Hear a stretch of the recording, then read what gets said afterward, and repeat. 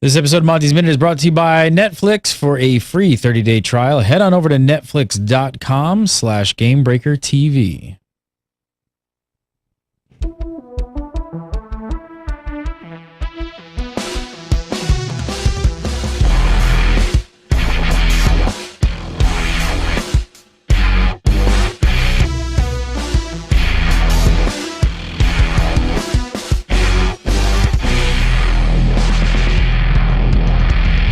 What's up, everybody? Welcome to another edition of Monty's Minute, the show where you have questions about the video game industry, and he has answers for July 11th, 2013. I'm Gary Gannon. You're watching Gamebreaker TV. Joining me, as always, Mr. Monty Sharma. How are you, sir? I'm fabulous, Gary. How you doing? Excellent, excellent, excellent. Now, we should start off the show this week by talking about a little bit of something, is that we're changing the show a little bit. Just a wee bit. We're changing the name of the show. Absolutely, yeah. I'll be perfectly honest, I find it really embarrassing to tell people I'm doing Monty's Minute. He's a humble man. He's a humble man. It makes me feel uncomfortable, so something that doesn't have my name in it, I'm fine with. So the show's not going to change. The show's still going to stay here. It's still going to be me and Monty and, our occasional guests and videos and questions. Nothing like that's going to change. Same format. Keep sending your questions, and you can keep sending them to Monty at Gamebreaker.tv. But we're going to change the show. We're going to call it The Game Biz. The Game Biz. So I think it's a little bit more of a fitting title. People may understand a little bit more what we actually talk about here on the show. So all of your questions about the video game industry and the business of video games, keep on sending them in. We'll make that switch next week. Just wanted to give you guys a heads up, so when you go to the site and you don't see Monty's Minute, maybe for the next one we should do something where like Monty's Minute equals now the Game Biz. Something. We'll do something to kind of clue you in, but I just didn't want you to think, you guys like all of a sudden, where's my show for the week? Where's Monty? I miss him so much. It will be here. That'll happen. But the Game Biz. It'll be called the Game Biz. All right, so starting off episode 1 of the Game Biz, let's do a question here. So this one in from Emery. Emery says, or asks, do you want better conversations with NPCs? Would it make the game deeper or waste more time? Interesting question. It is. And we talked, many shows ago about AI and how complex AI in games should be. And the thing that sort of spurs this in my mind is I met a group who has a really interesting conversational AI. So it's not more complex in terms of how the NPC behaves and creating multiple story paths. It is more how the NPC talks to you, and you're able to, have a conversation with that character. And in some ways, I think it's interesting. I'm not sure if current game genres can absorb it. Somebody really creative will have to find a way to put that into a story. I mean, in the old days, we'd say that's something BioWare needs to take on, but we're not quite sure if they're still BioWare. Yeah, but that kind of story is so crafted, right? Like BioWare's story is very specific and crafted. Now, are you talking about something that's an AI that's kind of like, I've always heard of these like bots that people have like on the internet and chat rooms and things like that, and that sometimes they're so good that you possibly think that you're maybe talking to another human being when you're actually not. Is it something along those lines? Because then you're talking about AI that would be maybe in an MMO that would just be used for general chit chat, but not really have any sort of effect or integration to the world. Yeah, think of it kind of like Siri with a personality. So it's a restricted set of things it can talk about. And the methodology the guys I saw use is they record thousands and thousands of conversations. Mm-hmm. They have humans tag, what was said and what the response was and all of that. And within that domain of conversation, the system responds really well and it sounds human. So, you can use contractions, you can switch words, word orders different, all that sort of thing. And you're able to sort of create some personality there. Now, the tough part of that, though, is how does that voice come back to you? So if you're using a text-to-speech engine, it's tricky. It's hard. Voice has so much to do with inflection and cadence and all that stuff. And so getting that back in a way that seems real, even though the machine is giving you a much more reasonable response, it's going to be interesting to see how that works out. I see potential for a game that's really driven by that mechanic. So I'm, geez, this is a good idea. Maybe I shouldn't say it. No. He's like, wait a minute, that's a really good idea. I should talk to these guys about this game I just came up with. Yeah. All right. Hey, it's my gift to the world. Think of something where you're a lawyer or a detective, and the game really is you asking questions from people, and based on what questions you ask and how you ask them, extracting information. Right. And that in itself could actually be a really interesting experience, very different experience in games. And, God knows we could use another genre. So what do you, I mean, well, I'll read into Emery's question is very short, but I'm just going to read into this because we talk mostly about MMO specifically. What I immediately thought of with Emery's question is, I think there are a portion at least of gamers out there who play MMOs who sort of wish they couldn't tell the difference between an NPC and a human being, and they kind of want that virtual world feel to kind of be more engrossed. So I think, do you think there's any play there where somehow they could utilize that as well? Again, when it gets to text to speech, it gets really tricky. If it was an all text based world, you could possibly find some real flavor in that, that you could just start having conversations with random NPCs. But then I wonder how many people would do that. There's the heavy role players who would really enjoy that and would find that to be a great experience. The biggest problem with a system like that and a lot of the sort of heavy AI systems in an MMO is what happens when 8 people show up at that NPC. Oh, yeah. So unless you're heavily instancing the interactions, which then it stops being an MMO, that part is really tricky, and that's something that nobody's really sorted out in the field. And so I have a highly instanced thing, but each of my interactions is an instance. How do you do that fast enough? It's it's something that's going to take a lot of work to figure out. All right, next question in for Monty. It says, Monty, my question is an idea enough to pitch a video game concept to a game company? This is, for the past year, I've been developing the concept for a large-scale MMO. It's different and unique with key elements that play off the basic structures of every MMO release to date. Because I have everything on paper: classes, races, cities, crafts, story arcs, etc., etc. But I don't know how to pursue this any further. I am not an artist or programmer, just a creative person with a passion for gaming. I have spoken to a multitude of other avid MMO gamers, and they feel this game would be something special. So, what do I do? What are the steps? Who do I send it to? How do I get game companies to take me seriously? I'm aware that in this industry, there are a plethora of people who have creative game ideas, but how does one go from just having a creative idea to actually turning it into a reality? Sincerely. P.S. I am aware that in this industry there are... Oh, that's the same thing. Okay, so that was this P.S. Emery. So and because Emery clearly declared, yes, I know there's lots of people with ideas and it's a hard thing to do, we won't do our usual nobody wants your ideas statement. All right? We'll go a different way. Go one step further. It's, the thing that everybody has to realize, and actually the new name of the show, it's about the game biz. And that biz part is important. You could have an incredibly creative idea. And I'm curating, which is another word for judging, for this indie festival coming up. Actually, it was awesome last year, the Festival of Independent Games in Boston. And I saw one game that was, it was beautiful, it sounded good, the movement was nice, and you look and you go, that's really creative, really interesting implementation. It's not going to do very well in the market. And so on the art side and everything else, I rated it very highly. But market-wise, right? So if you're going to go and talk to a company, what was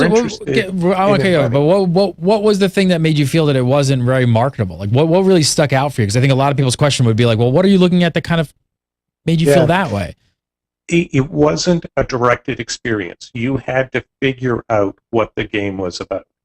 So there's a small subset of gamers who'll So it was like a very esoteric game that was just kind of like artsy kind of like thing. Yeah, but beautiful and awesome music, but you don't know what the controls are. You don't know what the objective is. And so accidentally you find out an objective. And I played the entire game. And then I found out what the point was of all the things I was doing, and it left me with the urge to go back and play it again now that I knew what was going on. Have we not seen games do that, though, that have been successful? I mean, games like Flower and, Journey, and some of those games are very, like, esoteric and just kind of, like, out there. Some of them are, and the thing I will say, and I don't know sales figures, is a lot of them are successful in terms of what people think about them. Critically acclaimed. They're not as successful as what people are willing to pay for. And so a crappy remake of a first-person shooter ends up raking in much more money than this beautiful, innovative new piece of art. So, having said that, the new thing I'm trying with folks who are coming up with ideas is in game design. There's the concept of the paper player. And what that really means is you think it's a good idea, but it's not really a good idea till that game mechanic really works and people think it's interesting. So what I'd suggest is you do this. You want to build an MMO, take what you have and turn it into a role-playing game. Pen and paper based, use D20 rules for combat, or whatever innovations you have. So if you took some standard sets of hit tables and other things like that, but you had your core mechanic, the thing that you had that was really unique in there, and you play it with people, and then you know that uniqueness actually has value, and it's driving. It's not just a interesting gizmo, but something that's not really going to impact the overall view of things. So if you start doing that and you put that together, that's something you can take to a game company.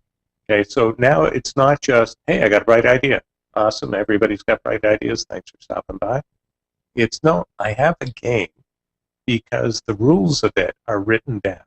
The balance has been figured out because we've played it and we know that the classes are relatively even. The lore has been fleshed out a little bit because this is how you move from here to here.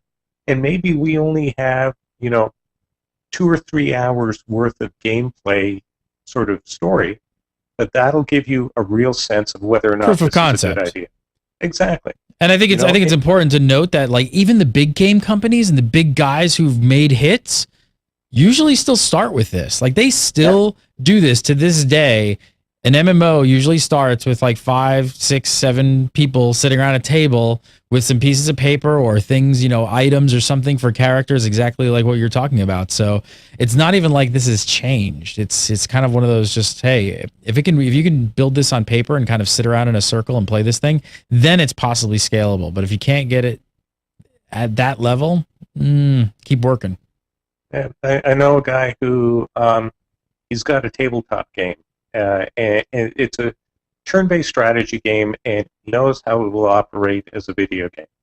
So he has the same question. My response to him is, well, if you have all this stuff figured out, turn it into a tabletop game, turn it into a paper-based game, and have people actually play it. And if they like it, go to Kinko's. He's an artist. Go to Kinko's and do some really nice, figures here. I'll pay $20 for it. And rack up a little bit of money, and then you can turn around and you can say to a game company, now I have something. Or you're much further down the road. If you want to go to an artist and a programmer and say, help me build this, you're not just some shiny guy with an idea. You're somebody who's actually figured out a lot of stuff, and they really know what they're signing up for.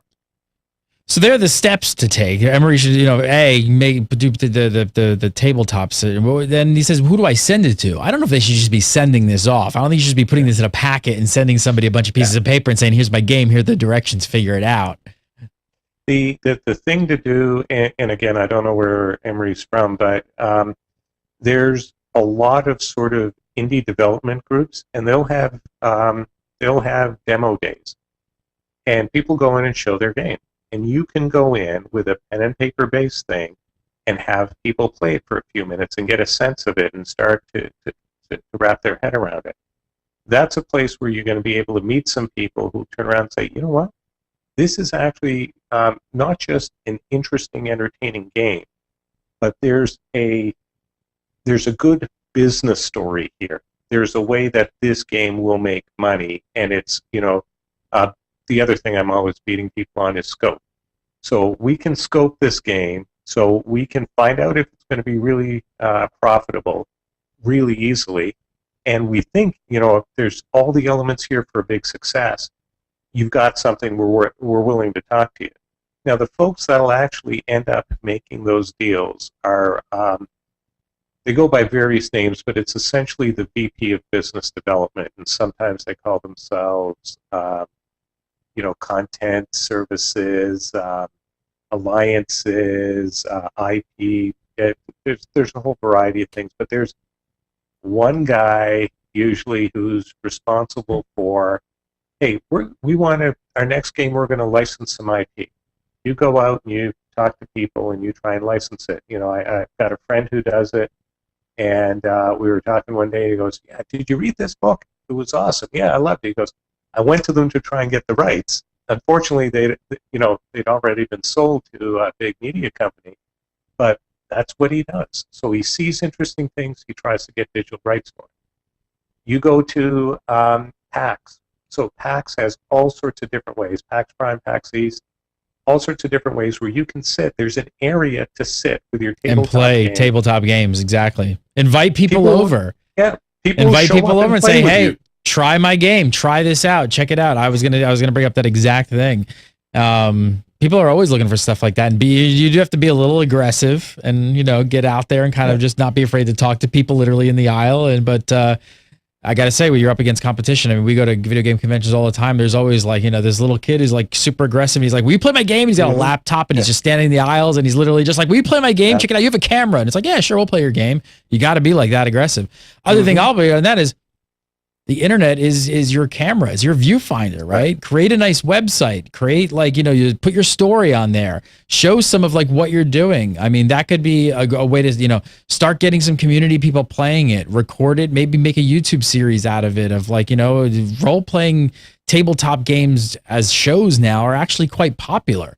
Maybe if it's a good experience at a tabletop setting where you can show 4, 5, 6 people having a good time playing this game, that's going to resonate with people. So start doing stuff like that as well and utilize all the tools and social you have.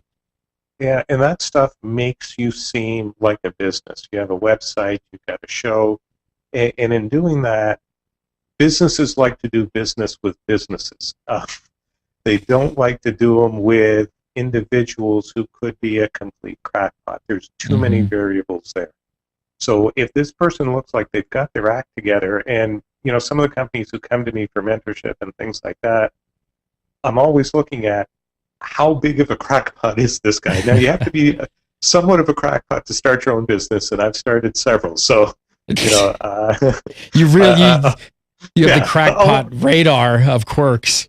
Exactly, but it's how good is this person going to be to work with? Are they going to be able to take the ups and downs of what it takes to make it? So, that's showing that you've got your act together is the biggest thing. The person you want to target is going to be that content person, the IP person, other people to go to. So, in business, we talk about the guy who's got the decision, and usually something like this will be decided by a group of people, the chief creative officer, probably an executive producer, and a couple of other people who'll chime in and say, "Yeah, this is a really good idea. This is worth doing." So you're going to have to meet a number of people and establish that you're not a crackpot, or you're not that big of a crackpot. Or if you are, you're a very smart one, and they see value in that. Like Monty and I. All right. Last up this week from Amaginon, something like that. Sure. Says, I have a question from the last show. I actually think this is from 2 shows ago, possibly. But I have a question from the last show. When talking about the new Xbox, both Gary and Monty made statements that Xbox 360 won the last-gen battle. What do they define by won? Do they mean console sales? I'll let you take that. What were you referencing? Because we both agreed on this one. Yeah, and I wasn't actually worrying about the console sales. In fact, if you bring the Wii into this as well, what I was thinking about was mind share, image in the marketplace, because a lot of things that you can do are based on how you're perceived. And so, back in the days when Windows was first coming out, IBM had this operating system called OS2. Oh, God, I loved OS2. Yeah, everybody who knew anything thought it was an awesome operating system, much more stable than Windows. Microsoft had a very different market image. It let them get a whole bunch of stuff done that otherwise they wouldn't have. And so, when I look at the console side, it's GameCube was, yeah, okay, good job, Nintendo, you keep down the path. When they did Wii, it was like, wow, you really innovated something here. You've created a new type of game. It gets us thinking. And yeah, you can talk about the attach rate, the number of titles on average that are purchased by a console owner. The attach rate on a Wii is lower than it is for Xbox and PS3. But in terms of people's view of Nintendo, it was improved by that.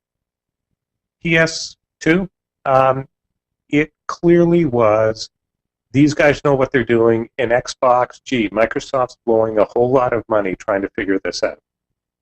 And when the next round came with PS3, Sony went down the path with that cell processor to say, wow, we're going to bring something from a development side that's really, really cool and really powerful. And we're going to use that to try and break the market, and we're going to go to Blu-ray like we did with DVD. Mm-hmm. They got hit with the developments. It was too hard to really squeeze out value from the cell processor. So you weren't getting unique things that was blowing the Xbox away. And the Blu-ray jacked your price up to a point that, all right, you're more expensive, you don't really have anything different, mindshare shifts. And so Xbox 360 had it. I'm amazed at the backlash continuing against Microsoft with some of the stuff about Xbox One of the whole, hey, if you have it always on, you can share with your family. If you don't have it always on, you can't share. That would be a really simple thing for them to say. But they got caught up. Their PR, their management of the message was poorly done.